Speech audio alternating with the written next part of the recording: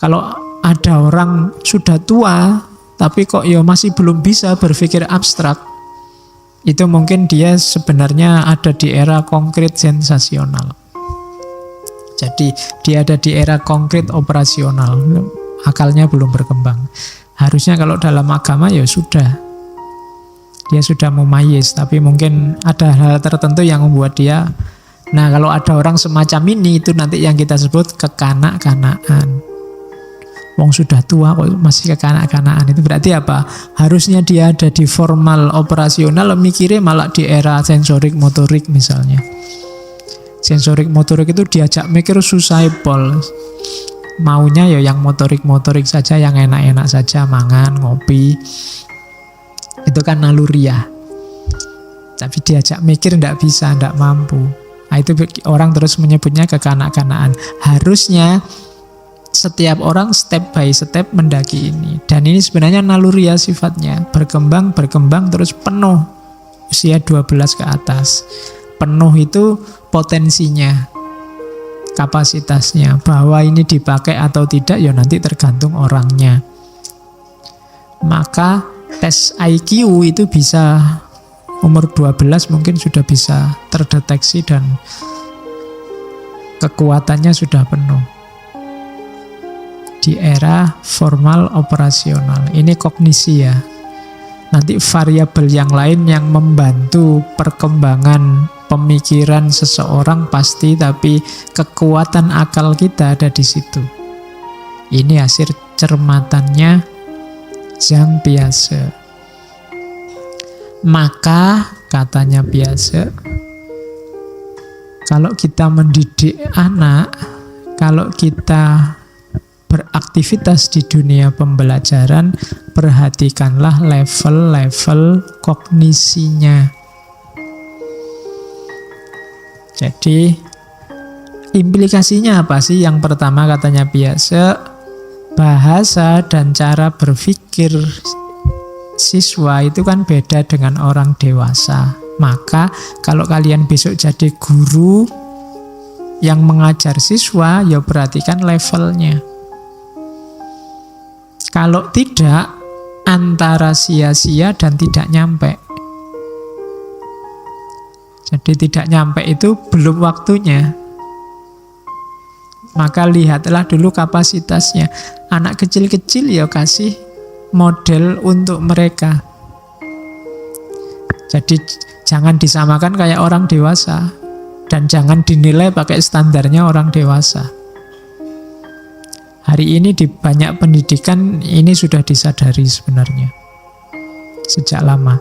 Terus yang kedua, karena perkembangan kognisi ini seiring dengan perkembangan kehidupan manusia, maka sebenarnya pelajaran paling efektif itu yang ada hubungannya dengan hidup konkretnya mereka, dengan lingkungan sekelilingnya. Ya kayak zaman kalian SD itu kan contohnya yang kalian kenal yang berhubungan dengan lingkungan sekelilingnya. Kalau kalian belajar itu kan contohnya selalu yang familiar. Kalau saya SD dulu yang paling terkenal itu Budi, ini Ibu Budi, itu kan familiar. Nama Budi ya nama kita, nanti desanya ilustrasinya juga kayak rumah kita. Buku ini Budi itu mungkin orang Eropa itu baca itu ya pusing. Namanya nggak familiar, lingkungannya nggak familiar misalnya. Maka pelajaran kalau besok kamu jadi guru, cari ilustrasi, cari gambaran yang sesuai levelnya. Saya di ngaji ini banyak ngasih contoh pacaran ya, gitu, karena saya tahu levelmu. Iya. Kan yang ada di pikiranmu kan kebanyakan golek pacar, golek itu kan. Makanya ya golek contoh ke situ aja kamu langsung nyambung. Tapi kalau tak contohkan yang soleh-soleh kayaknya ketoke ya adoh. Jadi tak contohkan yang sekiranya nyambung sama hidupmu, kan dunia-dunia itu yang ada di pikiranmu. Artis lah, tentang pacar lah, tentang model lah, itu kan duniamu. Jadi ada yang tanya, Pak, Gimana caranya belajar filsafat biar gampang? Cari contoh konkretnya dalam hidupmu. Filosof-filosof itu yang diomongkan adalah hidup mereka. Dan hidup mereka itu sebenarnya tidak sangat berbeda dengan hidupmu. Hanya saja mungkin nuansanya yang berbeda, detail-detail barangnya yang berbeda, tapi situasinya sebagian besar sama. Karl Marx misalnya cerita pegawai pabrik yang tidak keluar-keluar mulai pagi sampai malam. Itu kan di sini juga ada, nggak cuma di Eropa. Itu kan mengilustrasinya gampang kalau kamu sambungkan sama situasimu hari ini. Ketika Sartre bilang orang lain adalah neraka, bikin aku sumpek aja. Loh, itu kontekstualkan dengan hidupmu. Oh, itu maksudnya Sartre itu mungkin kalau kita sedang ingin bebas ngapain aja ada orang, akhirnya nggak jadi. Sebenarnya ini sumuk, kalau nggak ada orang mau nyopot baju terus kipas-kipas kelekaran di bawah kipas angin itu kan enak, tapi banyak orang akhirnya nggak jadi. Wah, memang orang lain itu neraka, bener Sartre. Lah ini kan mengkontekstualkan sesuai situasimu. Orang jadi lebih mudah memahami dibandingkan baca bukunya Sartre langsung. Dari mana? Dari ilustrasinya. Nah, kalau kamu ngajar siswa juga begitu. Kalau ternyata anak-anak hari ini tuh pegangannya HP, game online, kalau kamu bikin ilustrasi yang ada hubungannya sama HP dan game online, mereka langsung nyambung. Gitu loh. Kalau kamu diajak ngobrol tiba-tiba mereka ngomong double kill, itu kalau kamu tidak paham,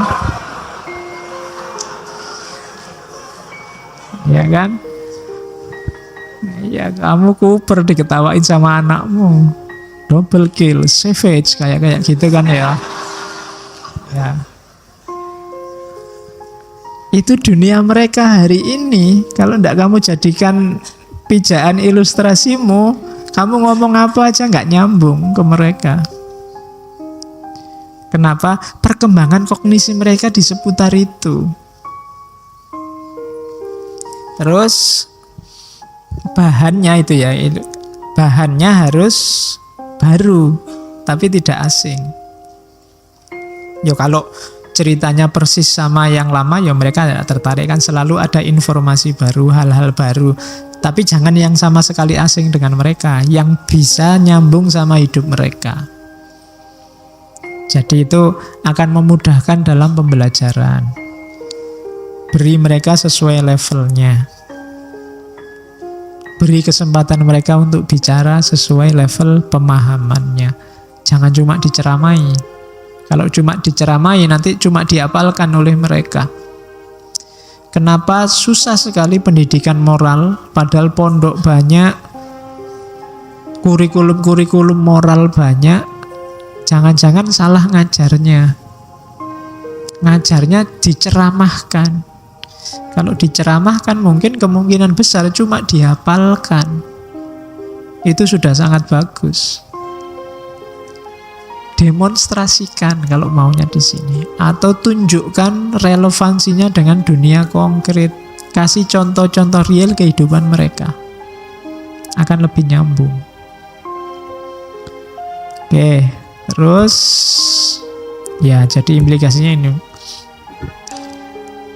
Sebelum ke kritik, jadi manusia itu ternyata berkembang dituntun oleh perkembangan akalnya. Dan ini kalau kalian baca buku antropologi, bahkan yang namanya agama, kalau yang belajar sejarah agama itu ekuivalen dengan perkembangan akalnya manusia. Dulu agama itu ini, kalau yang belajar antropologi agama ya, agama paling kuno itu namanya dinamisme. Dinamisme itu kepercayaan manusia pada ada daya di balik benda. Kenapa ada percaya begini? Karena mereka menghadapi banyak hal yang mereka tidak berdaya berhadapan dengan itu. Berhadapan dengan laut tidak berdaya, berhadapan dengan pohon-pohon besar mereka merasa kecil, berhadapan dengan hujan, dengan angin, mereka merasa lemah, ilmu pengetahuan belum berkembang. Maka orang primitif menganggap bahwa di balik benda-benda di alam ini ada dayanya yang harus dihargai. Kalau nggak dihargai, kita bisa diamuk. Maka lahir dinamisme, kepercayaan pada daya. Nanti begitu akalnya berkembang, misalnya lihat orang sakit, lihat orang mati, menganggap bahwa di balik kok ada orang mati ya, ada orang sakit, berarti orang mati ini fisiknya masih utuh, kayak di Haibin Yakdon itu. Tapi sekarang dia nggak bisa ngapa-ngapain, berarti di balik fisik ini ada yang mengendalikan. Dikenalah konsep roh. Nah sekarang yang tadi cuma dianggap daya, begitu mereka kenal konsep roh, dari dinamisme sekarang lahir animisme. Oh berarti daya tadi itu sebenarnya mungkin roh-roh ini, rohnya orang mati, rohnya. Lahirlah kepercayaan namanya animisme, sesuai dengan perkembangan akalnya. Berarti apa? Nenek-nenek moyang kita dulu yang meninggal itu sebenarnya tidak hilang, rohnya masih ada, mungkin masih di sekitar kita, melindungi kita, menjaga kita. Oh kalau gitu harus kita hormati, kita hargai. Akhirnya lahir penyembahan-penyembahan roh-roh nenek moyang yang kita kenal sebagai animisme. Nanti lama-lama dari generasi ke generasi akalnya berkembang terus, mungkin roh-roh nenek moyang ini beberapa karena sudah sangat dihormati, dituakan, lama-lama sangat powerful, jadi yang kita kenal namanya dewa. Muncullah kepercayaan pada dewa-dewa. Sumbernya mana? Ya keyakinan pada roh nenek moyang ini, nanti ada beberapa yang sangat powerful, lama-lama jadi dewa. Lahir politeisme, ada dewa laut, ada dewa, kalau di Jawa ada danyang-danyang, itu kan dewa-dewanya. Akalnya nanti berkembang lagi, masyarakat manusia semakin kompleks, kenal sistem politik, sistem kerajaan, sistem tata pemerintahan. Terus bayangannya dewa-dewa itu ya kayak manusia, ada kerajaannya, ada tata pemerintahannya. Maka terus ada dewa tertinggi yang jadi rajanya. Di Mesir Dewa Ra, di Yunani ada Zeus, kan kayak gitu. Kalau di wayang ada Bathara Guru misalnya yang paling tinggi. Itu seiring dengan perkembangan di dunia manusia juga ada kayak gitu. Perkembangan kognisinya, perkembangan akalnya, dibayangkan dewa-dewa juga punya struktur pemerintahan kayak manusia. Nah, nanti di antara dalam struktur ini kan ada yang paling tinggi, ada yang topnya, ya kalau di Yunani kan Zeusnya, di Mesir Ra-nya.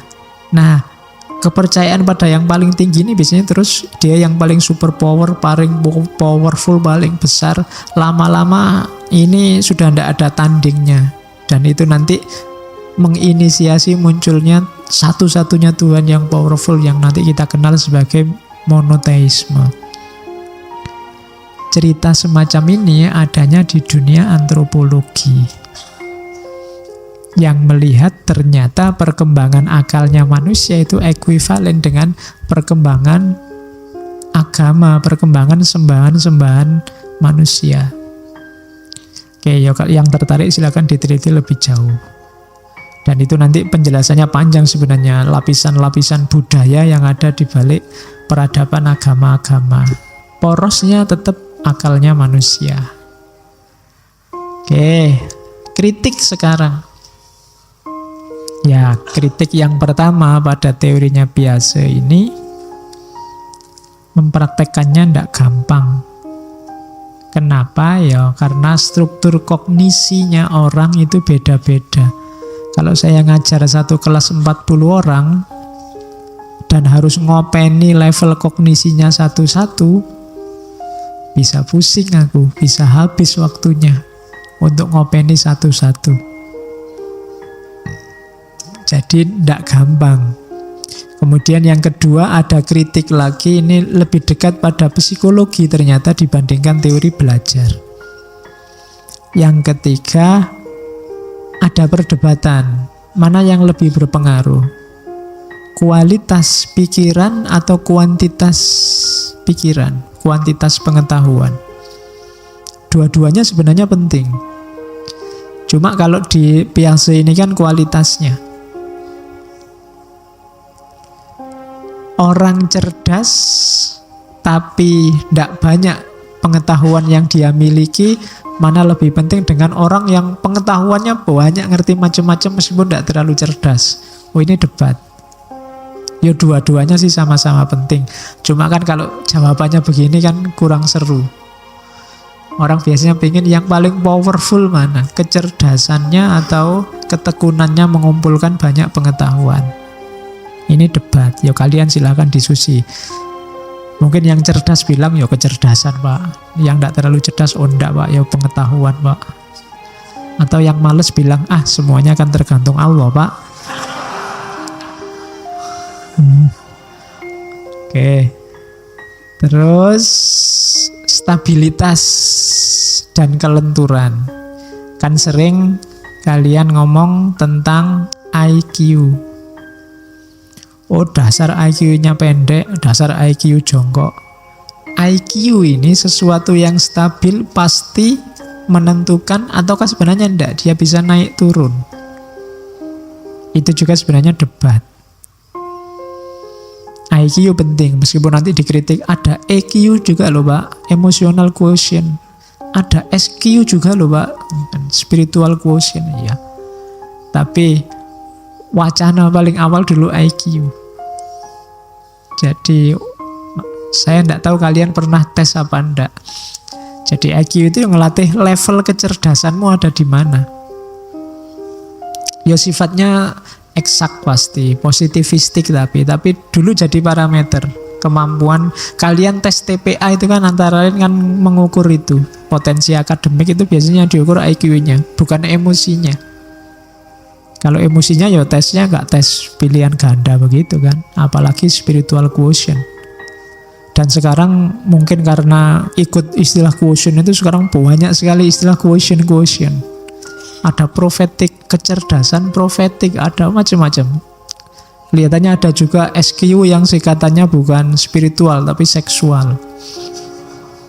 Sexual quotient, kecerdasan seksual. Saya tidak tahu isinya apa wacana itu. Apa sangat cerdas, ada orang ngomong apa itu pikirannya mesti ke situ. Oh. Berarti SQ-nya tinggi sekali. Jadi pikirannya ngeres terus. Nah, itu wacana-wacana psikologi pendidikan. Silahkan digali. Katanya yang paling ampuh itu SQ. Atau yang dulu kehadiran EQ juga kan mengagetkan bahwa ternyata yang menentukan nasib hidup, gaya hidup itu bukan IQ-nya tapi emosionalnya. Itu yang menemukan Daniel Goleman itu kan. Jadi Goleman ini kaget, ada mahasiswa yang IP-nya hampir 4. Nilainya 4 terus, A terus. Hanya ada satu mata kuliah amin. Begitu dapat amin dia tidak terima. Dia merasa loh aku pintar harusnya A semua. Akhirnya saking marahnya dia pulang ngambil senjata, dosennya ditembak sampai tewas. Nah, itu kan terus kesimpulan Goleman, sebenarnya IQ tidak menentukan, ternyata yang menentukan lebih banyak emotional quotient-nya. Belum lagi nanti datang wacana baru, spiritual quotient, lebih asasi, lebih dasar. Ya, nanti kalau ada waktu ya kita bahas tiga-tiganya satu bulan. IQ, EQ, SQ. Satu lagi tidak tahu apa SQ yang satunya tadi mungkin. Biar 4. Oke, ada debat juga antara natur sama nurtur. Natur itu kondisi yang alamiah atau nurtur yang bentukan sosial, bentukan lingkungan. Mana lebih bermain atau mana yang lebih esensial? Hakikat kecerdasanmu apa pengaruh dari luar, pengaruh dari struktur sosial, budaya, politik di sekelilingmu? Itu natur atau nurtur. Jadi 1, 2, 3, 4, 5 ini kritik-kritik terhadap teori perkembangan kognisinya Piaget tadi dari banyak filosof. Oke, kita tinggalkan teori perkembangan kognisi. Sekarang kita lihat teori-teorinya tentang anak kecil. Yang saya sebut tadi, dia belajar tentang anak-anak. Itu saya potong-potong dari tulisannya, agak semi quotes. Jadi ini saya kasih judul belajar tentang anak kecil. Kayak gimana sih mengajari anak kecil itu? Yang pertama katanya Piaget, when you teach a child something, you take away forever his chance of discovering it for himself. Kalau engkau mengajar, itu mungkin maksudnya mendikte anakmu, engkau sedang membuang selamanya kesempatan dia bisa menemukan sendiri. Biasanya kan kita ngajari anak itu ndak telaten. Ini jawabannya apa? Kesuwen, bapak sibuk, mas repot, ini tak jawabin kan ngono.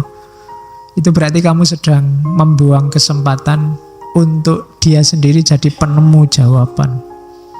Itu akan membentuk dirinya. Jadi hati-hati menyikapi anak-anak itu. Dituruti tapi juga dirangsang berpikirnya. Jangan dikasih yang instan-instan. Nanti mereka tidak sabar menggembalakan proses. Jadi didik besok anak-anakmu untuk mau dan siap sabar mengikuti proses sampai dia menemukan sendiri.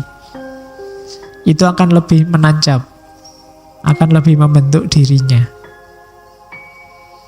Jadi berhadapan dengan anak kecil adalah kalau engkau ketemu mereka, jangan didikte begitu saja. Ciptakan situasi yang membuat mereka menemukan sendiri. Kalau harus ngajak ngobrol, ya ngobrol tapi jangan to the point. Pancing dia untuk menemukan jawaban sendiri. Itu katanya Piaget lebih efektif untuk membangun, membentuk. Daripada mereka dijejali hal-hal yang instan, nanti cuma dihafalkan tapi tidak ngerti hakikatnya. Yang kedua, ingatlah anak-anak itu punya logika sendiri. Saya bilang tadi di awal, itu kalimatnya. Anak-anak itu sering melihat sesuatu hanya apa yang dia sudah tahu. Sebenarnya semua orang. Ia memproyeksikan whole of his verbal thought into thing, yang ada di pikirannya terhadap segala sesuatu. He sees mountain as built by man. Dia menganggap gunung itu diciptakan orang. Dia menganggap sungai-sungai itu dulu ada yang menggali. Dia menganggap matahari dan bulan itu yang jalan mengikuti dia. Itu logikanya anak-anak. Jadi kalau kamu ketemu anak-anak, ngomongnya turunkan ke level mereka. Mereka punya cara berpikir sendiri. Kalian sendiri kan dulu juga begitu waktu kecil. Bayanganmu kan ini, kalau ilustrasi ceritanya Jean Piaget ini, mungkin yang ada di kepalamu dulu waktu kecil, gunung itu orang kerja bakti terus numpuk-numpuk pasir terus jadi dhuwur kan ngono. Membayangkannya kan itu. Atau sungai itu dulu ada yang menggali, duduk siji-siji gitu. Sesuai imajinasimu, sesuai levelmu. Jadi itu anak-anak, maka berhadapan dengan mereka, ayo turunkan level bicaranya ke level mereka. Mereka punya logika sendiri, punya cara berpikir sendiri. Bayangkan, coba lihat anak-anak kecil itu imajinasinya akan main. Mungkin lihat kacamata, kalau kita yang orang dewasa kacamata ya kacamata, tapi di tangan anak kecil ini bisa jadi tembak-tembakan, mobil-mobilan. Itu akal mereka. Misalnya, wow ini mobil terbang, pesawat terbang, weng, itu kan kalau kamu, itu ndak cerdas itu kacamata kok dianggap pesawat. Itu kan kita begitu. Itu mematikan mereka. Mereka punya dunia imajinasi sendiri. Kalau lingkungannya tidak merespon, tidak menanggapi, daya kreativitas yang luar biasa ini bisa mati. Ini kan daya imajinasi yang luar biasa, yang bisa memicu orang jadi kreatif. Kalau sejak kecil imajinasi ini ditertawakan, tidak akan berkembang. Sama kayak anak yang banyak tanya tadi, kalau sejak kecil terus dimarahin terus sama orang tuanya, lama-lama dia tidak berani tanya lagi. Itu apa? Ini apa? Dah anak kecil, jangan cerewet. Ya sudah, wassalam, dia besok tidak akan berkembang daya ingin tahunya. Dan kalau daya ingin tahunya nggak berkembang, dia tidak akan jadi ilmuwan. Kita kehilangan satu aset. Ya kan? Kamu ketawain dia main, masa gini kok dianggap pesawat? Anak kecil dasar. Ya memang dia anak kecil. Yang dasar itu yang tua. Masa sama anak beraninya sama anak kecil. Jadi yang kedua itu, mereka punya logika sendiri. Kita sendiri waktu kecil dulu kan juga begitu. Jangan kan gitu. Mereka kamu ceritain Tuhan aja, mungkin dia sekarang punya gambar Tuhan di kepalanya sesuai imajinasi mereka. Mungkin zaman saya kecil dulu bayangannya ada di atas, jenggotnya panjang, pakai jubah besar, terus lihat ke bawah gini. Itu kan imajinasi main mereka. Ya biarkan sesuai imajinasinya, tuntun mereka sampai menemukan sendiri, nggak usah dimarahi. Wah musyrik itu dek, mikir gitu. Ya itu levelnya mereka. Itu levelnya mereka. Itu kayak maka ngajari anak kecil ya perhatikan levelnya. Oke, yang ketiga, every time we teach a child something, we keep him from inventing it himself. Sama kayak yang pertama tadi lah. Setiap kali kita dikte mereka, menceramai mereka, saat itu juga kita sedang memangkas potensi mereka jadi penemu. Di sisi lain, kalau mereka dibiarkan menemukan sendiri, we allow him to discover for himself, will remain with him visible for the rest of his life. Kalau dia menemukan sendiri, maka temuan ini akan berguna terus sepanjang hayat mereka. Kenapa? Lebih nempel. Hasil discovery mereka sendiri, bukan sesuatu yang dijejalkan ke kepala mereka. Jadi biarkan mereka bebas berpikir, berimajinasi sesuai level mereka. Kasih mereka umpan-umpan sampai mereka bisa menangkap sendiri pengetahuan itu. Itu cara ngajari anak-anak. Jadi belajar tentang anak-anak. Selanjutnya ada belajar dari anak-anak. Ini yang tua kita katanya biasa. Tidak cuma belajar tentang anak, kita juga harus belajar dari anak-anak. Yang pertama apa? Katanya biasa, belajarlah dari anak-anak tentang hidup bersama. Children's games constitute the most admirable social institution. Permainan anak-anak itu katanya biasa itu merupakan institusi sosial yang paling membanggakan. Di sana ada aturannya, ada hukumnya, ada undang-undangnya, disepakati bersama, dipatuhi bersama. Kadang konflik tapi terus rukun lagi cepat. Kalau main kan gitu. Main catur misalnya, kayak anak-anak, itu kan ada aturannya dan semua patuh. Tidak ada undang-undangnya, tidak ada polisinya, ya patuh. Kuda harus L, ya terus L. Tidak bisa ijtihad, kita kan manusia kreatif. Butuhnya sekarang Z bukan L.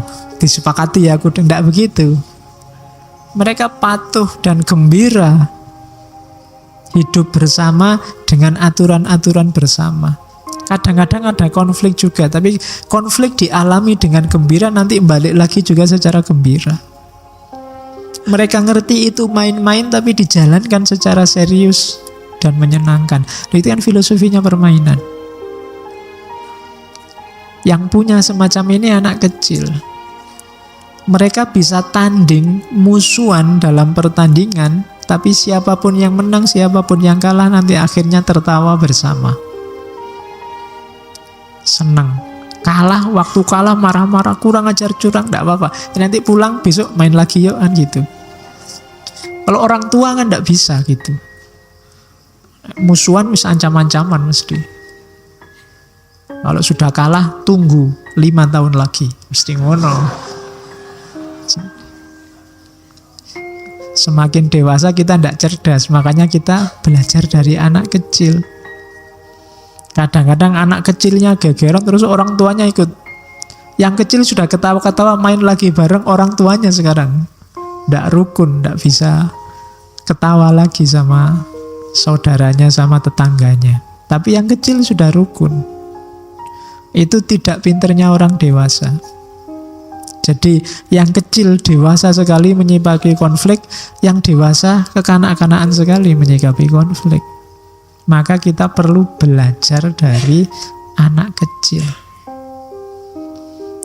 Pelajaran kedua katanya Piaget, egosentrisme anak-anak. Tadi kan ada fase egoisnya anak-anak. Ternyata orang dewasa juga banyak yang egois kayak anak-anak. Apa sih? Tidak egois itu in its essence adalah, esensinya egois itu apa? Tidak mampu membedakan antara kepentingan sendiri dengan kepentingan orang banyak. Tidak mampu membedakan antara individu dan masyarakat. Ada orang yang kadang mengorbankan masyarakat demi kepentingan sendiri, ini namanya egois. Kalau ada orang kayak gini, sebenarnya levelnya masih anak-anak. Usianya masih 2-7 tahun. Jadi masih lucu-lucunya. Loh ya kita kan tidak harus marah. Kalau ada orang egois itu berarti orangnya masih lucu, masih usia 2-7 tahun.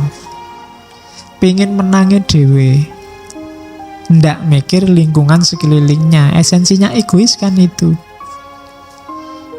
Makanya egois itu kita sebut kekanak-kanakan, childish egosentrisme. Pokoknya nyari menangnya sendiri, nyari senengnya sendiri, nyari tujuannya sendiri. Ndak peduli dengan lingkungan sekelilingnya. Orang ini berarti orangnya masih anak-anak, masih lucu. Harus dimasukkan PAUD lagi. Oke. Nah, terus how can we with our adult mind know what will be interesting? Kita ini kan sudah terlalu banyak tersituasikan oleh lingkungan sekeliling. Kita ndak kritis lagi, ndak banyak ingin tahu lagi. Kita merasa hidup sudah berjalan seperti biasa. Gimana caranya kita bisa kayak ilmuwan kritis, menemukan banyak hal baru? Katanya Piaget, ikutilah anak kecil. Anak kecil itu apapun jadi hal yang baru dan menyenangkan. You can find out something new. Kalau kalian ikuti, coba lihat anak kecil itu. Saya bilang tadi loh, ini kacamata bagi kalian kan tidak menarik, tidak ada apa-apanya. Di mata anak kecil dia menarik. Bisa jadi motor-motoran, mobil-mobilan, pesawat-pesawatan. Tidak ada yang biasa-biasa bagi anak kecil. Kamu ngajak adikmu yang kecil nanti ke sini, mbok lihat karpet agak ngelingkap ujungnya, itu bagi dia menarik. Nanti mungkin diputer-puter dia. Banyak hal menarik sekelilingmu sebenarnya. Banyak hal yang bisa ditemukan.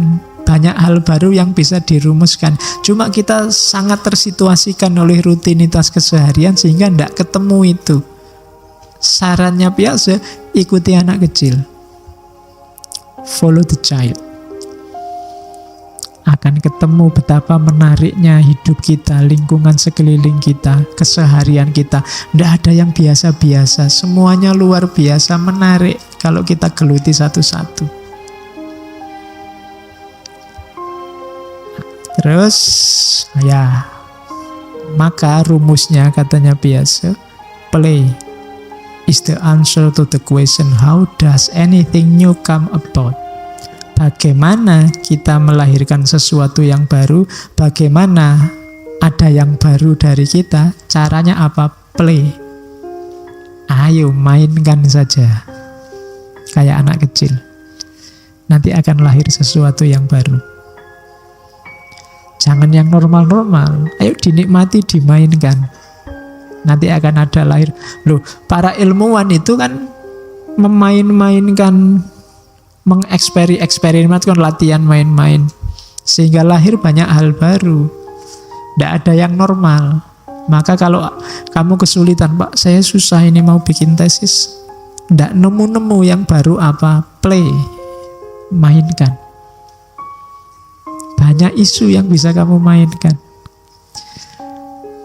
Saya tidak tahu play ini sama nggak dengan ayo digoreng. Sekarang kan banyak goreng-menggoreng isu. Cuma ini akademis ya, bukan berita di media. Banyak hal yang bisa kamu goreng secara ilmiah. Ayo dimainkan. Jadi anak kecil lagi, semuanya dimainkan. Nanti kita akan gembira dan banyak menemukan hal yang baru. Hidup kita selama ini terlalu serius. Ayo main. Kamu mainnya kurang jauh. Ya. Jadi mari kita main-main sekarang biar bisa menikmati hidup dan menemukan banyak hal baru. Selama ini kita terlalu tegang, terlalu banyak idealisme di kepalamu. Itu yang bikin kamu jadi penurut tadi kan. Apa-apa nurut, manut aja. Ayo sekarang saatnya main. Bikin waktu bermain lebih banyak. Bukan main game online loh ya. Hidupmu di sekelilingmu itu menarik semua. Tidak ada yang tidak menarik. Oke, ini katanya biasa. What we see change what we know. What we know change what we see.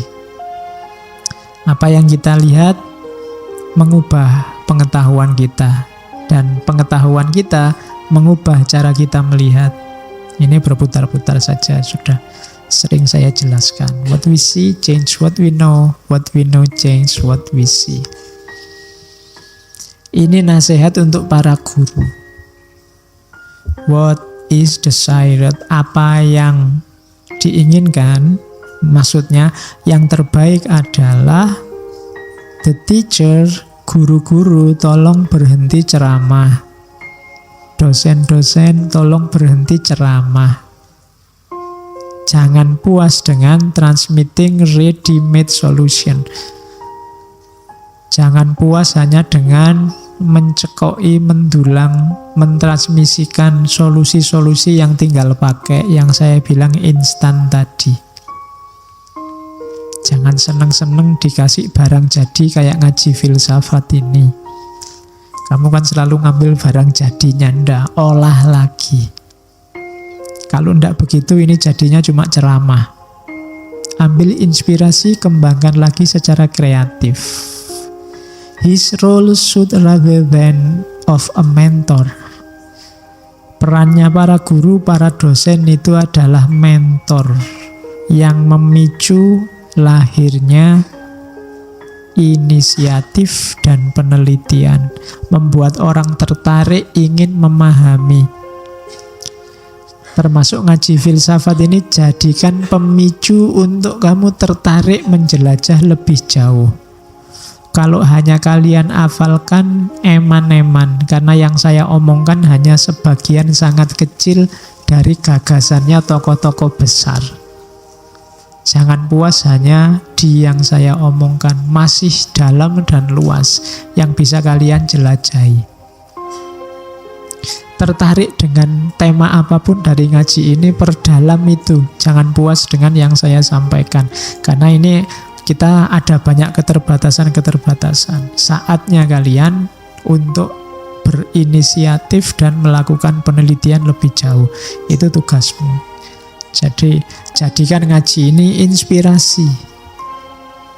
Bukan materi, tapi memicu lahirnya kreativitas-kreativitas, kreasi-kreasi pengetahuan yang baru atau penelitian-penelitian lebih dalam. Terakhir, ini untuk mengganti, nanti sebentar lagi teman-teman takmir mau ngumumkan apa, kelihatannya ada hubungannya sama ini. Ada tips dari Piaget. Kalau kamu pengen pinter, pengen bisa berpikir, ada cara paling gampang, nulis. I could not think without writing. Kalian pernah menulis apa? Percayalah dalam hal yang kamu tulis itu kamu merasa lebih menguasai, lebih paham. Dibandingkan dengan yang hanya kalian ingat-ingat saja. Maka tradisikan menulis. Bukan nulis status lo ya. Ya. Wawasan-wawasan yang penting, pengetahuan-pengetahuan penting, kalau bisa tulislah. Nulis itu ndak harus kemudian kamu orientasikan, ya Pak nanti saya muat di jurnal, ya kalau bisa dimuat bagus, saya mau bikin buku, kalau jadi buku bagus. Tapi menurut saya intinya tidak di situ, tapi pokoknya nulis saja. Semakin banyak kamu nulis, semakin canggih kamu berpikir, menganalisis.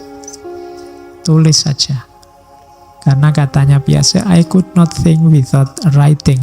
Aku tidak bisa mikir tanpa nulis. Berarti apa? Proses berpikirmu yang tadi saya bilang kepalamu itu sebenarnya rame setiap hari. Sekarang jangan biarkan rame di dalam. Keluarkan semua. Medianya apa? Tulisan. Nanti pada saatnya pasti ada gunanya. Simpan baik-baik, sopo ngerti besok anak cucumu butuh, atau ada masalah yang kamu punya referensinya dan ternyata referensinya adalah tulisanmu. Jadi biarkan tulisan-tulisanmu numpuk banyak juga tidak apa-apa. Syukur-syukur ternyata kok bagus-bagus, alhamdulillah bisa diterbitkan. Kalau tidak juga tidak masalah, kamu sudah dapat keuntungan sangat banyak dari tulisan yang kamu buat.